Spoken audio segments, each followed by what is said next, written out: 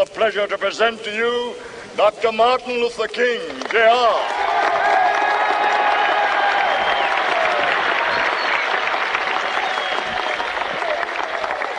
I am happy to join with you today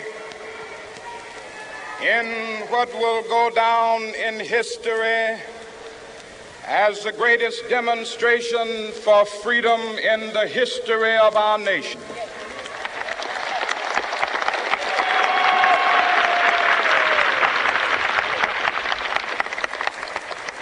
Five score years ago, a great American in whose symbolic shadow we stand today signed the Emancipation Proclamation.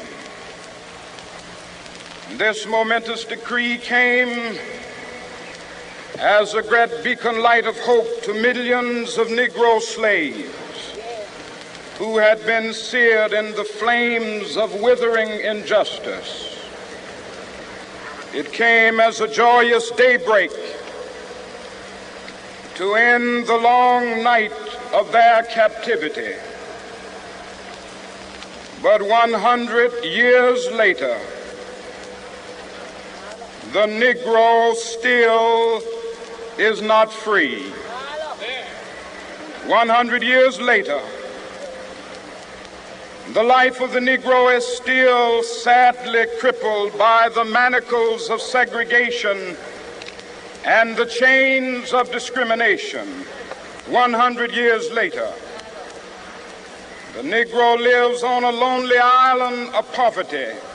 I have a dream that one day this nation will rise up and live out the true meaning of its creed.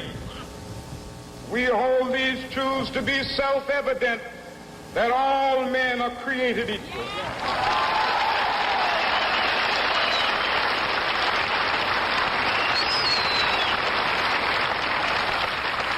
I have a dream that one day on the red hills of Georgia, sons of former slaves and the sons of former slave owners will they be able to sit down together at the table of brotherhood. I have a dream that one day, even the state of Mississippi, a state sweltering with the heat of injustice, sweltering with the heat of oppression, will be transformed into an oasis of freedom and justice. I have a dream. My four little children will one day live in a nation where they will not be judged by the color of their skin, but by the content of their character. I have a dream today.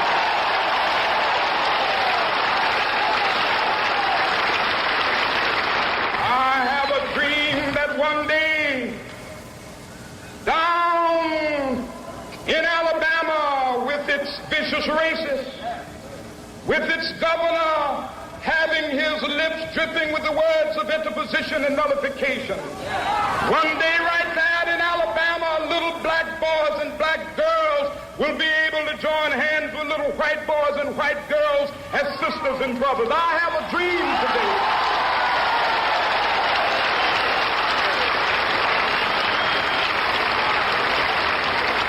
I have a dream that one day every valley shall be exalted, and every hill and mountain shall be made low. The rough places will be made plain, and the crooked places will be made straight, and the glory of the Lord shall be revealed, and all flesh shall see it together. This is our hope. This is the faith that I go back to the South with. With this faith, we will be able to hew out of the mountain of despair a stone of hope.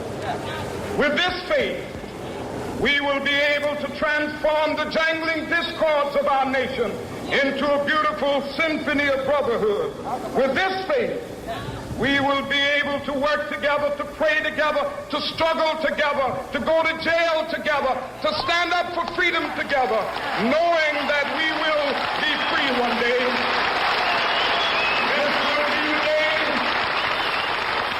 This will be the day when all of God children will be able to sing with new meaning, my country, tears of thee.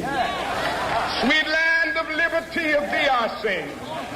Land where my fathers died, land of the pilgrim's pride. From every mountainside, let freedom ring. And if America is to be a great nation, this must become true. And so let freedom ring. From the prodigious hilltops of New Hampshire, let freedom ring. From the mighty mountains of New York, let freedom ring. From the heightening Alleghenies of Pennsylvania, let freedom ring. From the snow-capped Rockies of Colorado, let freedom ring. From the curvaceous slopes of California. But not only that, let freedom ring from Stone Mountain of Georgia. Let freedom ring from Lookout Mountain of Tennessee. Let freedom ring from every hill and molehill of Mississippi, from every mountainside. Let freedom ring, and when it happens, when we allow freedom ring, when we let it ring from every village and every hamlet, from every state and every city, we will be able to speed up that day when all of God's children, black men and white men, Jews and Gentiles, Protestants and Catholics, will be able to join hands and sing in the words of the old Negro spiritual, free at last, thank God